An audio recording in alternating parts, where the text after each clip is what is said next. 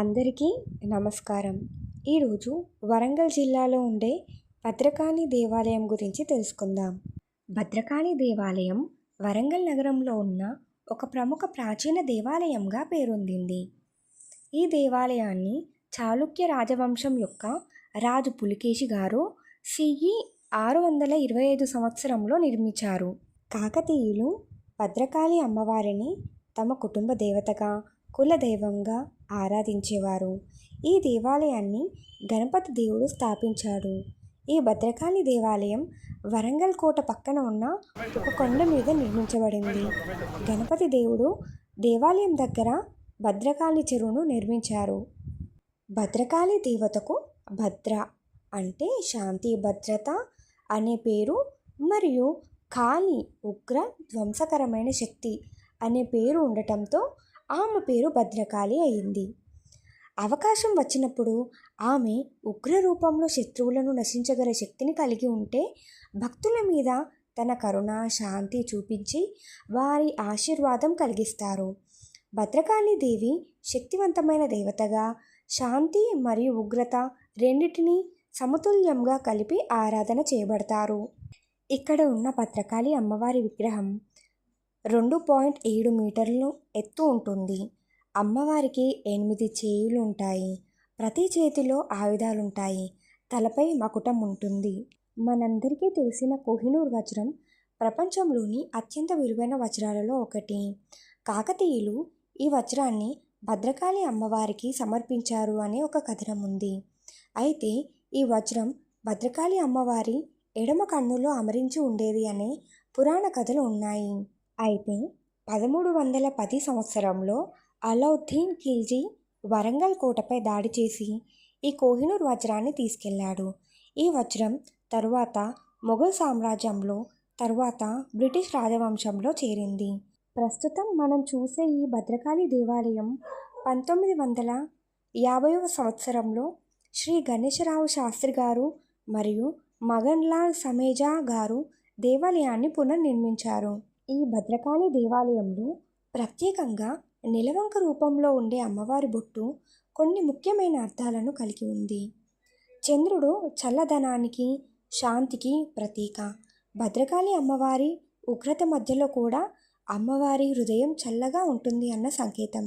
భద్రకాళి అమ్మవారు శివుడి అంశగా పరిగణించబడతారు. శివుడి జటాజూటంలో చంద్రుడు ఎలా ఉంటాడో అలాగే అమ్మవారి బొట్టులో నిలవంక ఉండడం శివతత్వానికి దగ్గరగా ఉన్నదని తెలిపే సూచకం. అందుకే భద్రకాళి అమ్మవారి బొట్టు నిలవంక రూపంలో ఉంటుంది. ప్రాచీన కాలంలో భద్రకాళి అమ్మవారు చాలా ఉగ్రంగా, రౌద్ర స్వరూపంలో ఉండేవారు. ఆమె కళ్ళు అగ్నిమంతులా మండిపోయేవి. రూపం భయంకరంగా ఉండేది. అమ్మవారి నోరు నుంచి నాలుక బయటికి ఉండేది అట. భక్తులు అమ్మవారిని చూస్తే భయం కలిగేది అట. ఒకానొక సమయంలో ఆదిశంకరాచార్యులు అమ్మవారిని దర్శించి శివుని అనుగ్రహం పొందిన వారే అమ్మవారి వద్దకు వచ్చి ఆమెను స్తుతించారు. వారు శ్రీ భద్రకాళి స్తోత్రం, శ్రీ భద్రకాళి అష్టకం వంటి స్తుతులు చేసి అమ్మవారిని ప్రశాంతంగా మారమని కోరారు. భద్రకాళి అమ్మవారు శంకరాచార్యులు భక్తికి ప్రసన్నమయ్యారు.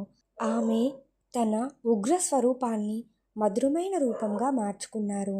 అప్పటి నుంచి అమ్మవారు భయంకరతను తగ్గించి శాంతి, ప్రేమతో కూడిన రూపంలో భక్తులను ఆశీర్వదిస్తున్నారు. ఈ ఆలయంలో బ్రహ్మోత్సవాలు ప్రతి ఏటా ఎంతో ఘనంగా చేస్తారు. బ్రహ్మోత్సవాలు సమయంలో నిర్వహించబడే కొన్ని ముఖ్యమైన కార్యక్రమాలేంటో తెలుసుకుందాం. అంకురార్పణం, గణపతి హోమం, ధ్వజారోహణం, వాహన సేవలు, కళ్యాణ మహోత్సవం అంటే భద్రకాళి దేవి మరియు భద్రేశ్వర స్వామి కళ్యాణం, మరియు రథోత్సవం, వసంతోత్సవం, మరియు చక్రస్నానం, పుష్పయాగం, కుంభాభిషేకం.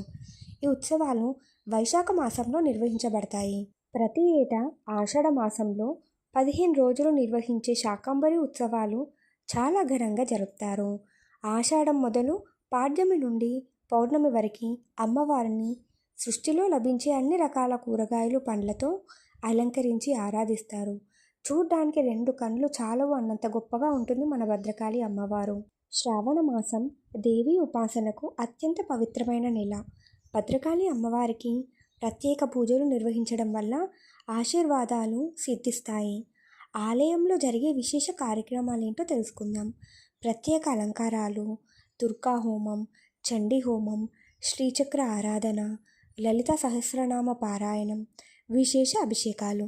అశ్వయుజ మాసం శుక్లపక్షంలోని మొదటి 9 రోజులు శరన్నవరాత్రుల పేరుతో రోజుకో రూపంలో అమ్మవారిని ఆరాధిస్తారు.